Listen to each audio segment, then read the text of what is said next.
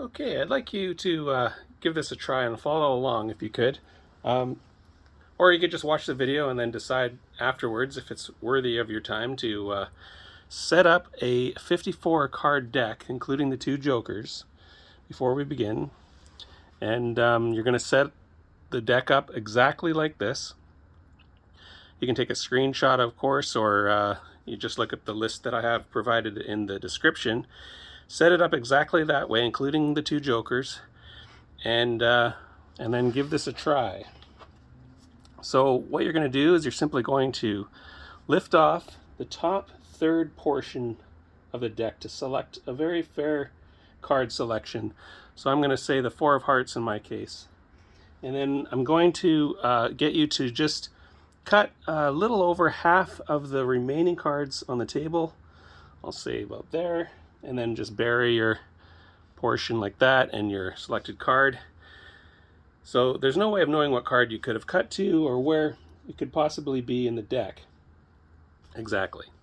So what we're going to do next is I'm going to get you to just think of any card value between 4 and 10, okay? Not a court card and not an ace, 2, or 3, okay?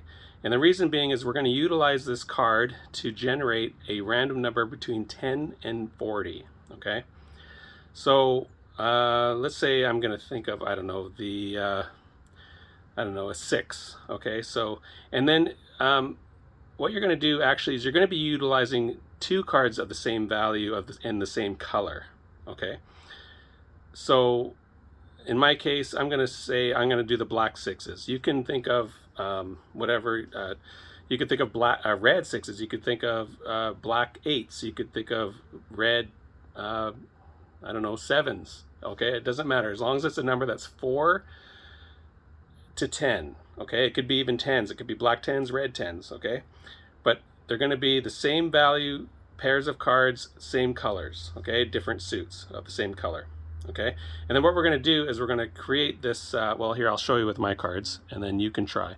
But what you're going to do is you're going to fan out, carefully spread out the cards like so, and you're going to look for the two same colored cards and values of the cards you've decided to think of. And in my case, I'm going to say, okay, the black 6s, I think is what I mentioned earlier. So I'm going to pull out one of the black 6s. So you're going to just carefully separate the cards where one of the black 6s are, in my case, and carefully separate with my other black 6. Now I said we're going to generate a number between 10 and 40. And how we're going to do this is you're simply going to look at the two cards. You're going to multiply the amount of corners depicted on the suit of the card. So in this case, a spade has 3 corners, 2 in the stem, 1 on the top.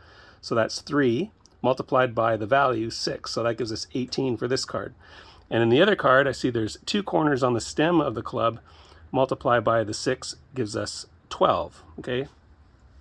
So what you're going to do is with those two numbers is you have to commit to one, and the one you're going to commit to is the greater number of the two. Okay. So in my case, 18 would be the greater number. All right. So whatever number you come up with, remember that number. And what you're going to do next, which is very important, is just pick up the middle, how you've separated the cards here. You've got these sort of 3 divided piles. You're going to take the middle pile, you're simply going to square it up, and you're going to set it to the right of the, set it on top of the right pile, like so. And then the remaining cards, you're just going to set on the bottom or on top of the face down deck, just like that. Okay? Now, my number is 18. You have a number in mind. You have a memorized card that was buried in the deck earlier. In my case, mine was the 4 of hearts that was buried. Now, believe it or not, the number that you've generated from whatever cards you thought of will actually represent the position of the selected card that you cut to a moment ago, believe it or not. So here it is. In my case, it's 18. So let's see if my 4 of hearts is at the 18th position. 1, 2, 3, 4, 5, 6, 7, 8, 9, 10, 11, 12, 13, 14, 15, 16, 17, and the 18th card is at the 4 of hearts in my case. And there you have it. And it should work for your card too, and your whatever number you've generated with the two same colored random values you thought of. Okay, so I hope that worked out for you, and I hope that you can, you know, see how you could maybe create your own performance based on the mechanics of this stack and how it's performed, and you can actually show this to one or two spectators yourself. And I think, like I said, it works better with two spectators because you can have one spectator, you know, think of two same colored cards between 4 and 10 values, and the other spectator can do the actual